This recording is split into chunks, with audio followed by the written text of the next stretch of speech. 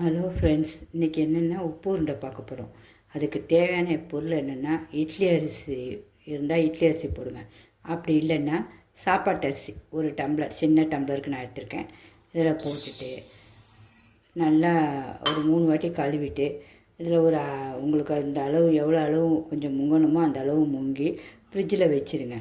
ஃப்ரிட்ஜில் எதுக்கு வைக்கிறேன்னா, அதை அரைக்கும்போது சூடு இருக்காது மிக்ஸி, அதனால தான்.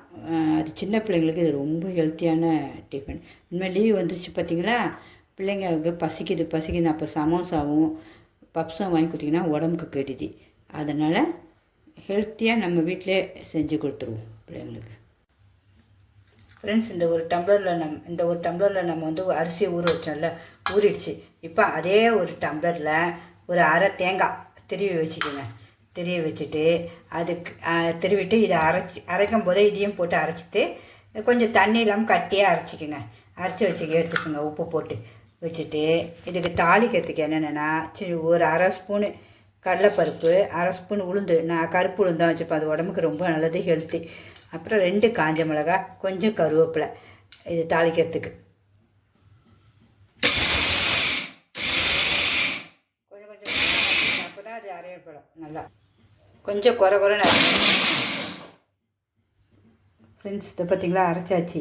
சப்போஸ் உங்களுக்கு கொஞ்சம் தண்ணியாக இருந்துச்சுன்னா மாவு, அதை ஒரு கடாயில் லைட்டாக ஊற்றிட்டு இதை அப்படியே போட்டுட்டு கிண்டுனா கட்டி ஆகிடும். ஓகே, அப்புறம் தாளிச்சிருங்க. மிக்ஸிலேருந்து எடுத்து போட்டேன் மாவை. எனக்கு வந்து கரெக்டாக தான் இருக்குது. கொஞ்சம் தண்ணியாக இருந்துச்சு, அப்படியே கொஞ்சம் அப்படி ஒரு கிண்டுனா கரெக்டாக வச்சுருக்கோங்க. ஒட்டலை பாருங்கள், இப்படி தான் இருக்கணும், சூப்பராக வரும். அப்புறம் இந்த சட்டி வச்சுருக்கோம் பாருங்கள், இதில் கொஞ்சம் எண்ணெய் ஊற்றிடுவோம். நல்லா தாராளமாக ஊற்றிக்கலாம். அது உப்பு உருண்டைக்கு எண்ணெய் டேஸ்ட்டாக இருக்கும். ஊற்றிட்டு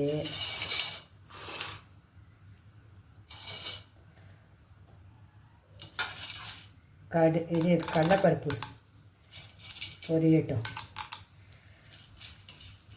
ரொம்ப டேஸ்ட்டாக இருக்கும் இது. எங்கள் வீட்டிலலாம் சின்ன பிள்ளைல செஞ்சு கொடுப்பாங்க. நாங்கள் இப்போலாம் இதெல்லாம் யார் செய்கிறாங்கன்னே தெரியல. ஆனால் சரி, நம்ம கொஞ்சம் சொன்னால் யாராவது செய்வீங்க சின்ன பிள்ளைங்களுக்கு. எல்லா பிள்ளைங்களுக்குமே பிடிக்கும் இது.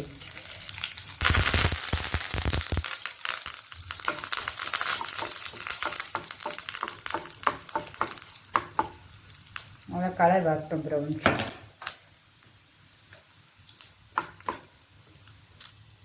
கலர் அழகாக வந்துடுச்சு பார்த்திங்களா. இப்போ இதை எடுத்து இதில் ஊற்றிட்டு இதை ஊற்றிட்டு நல்லா கிளறிடணும் பார்த்துக்கோங்க.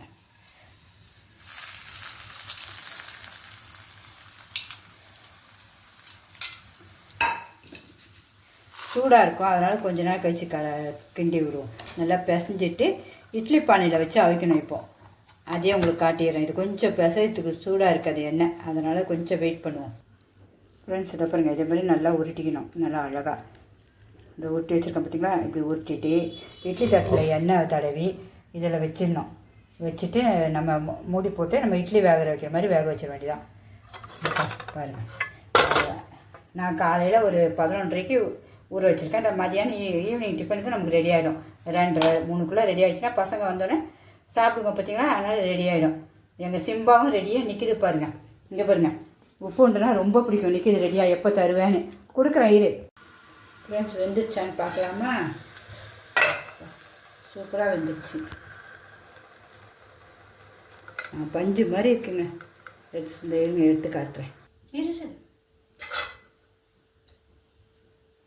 ஃப்ரெண்ட்ஸ், இப்போ பார்க்கலாமா வெந்துருச்சானே? நல்லா பஞ்சு மாதிரி இருக்கு பாருங்கள். இங்கே பாருங்கள், நம்ம மறந்துடக்கூடாது. காலையிலே நீங்கள் ஊற வச்சுருங்க. வேலை செய்யும்போது ஊற வச்சுட்டு மதியானமாக வேக வச்சு குழந்தைங்களுக்கு கொடுங்க. இருங்க பார்க்கலாமா டேஸ்ட்டு?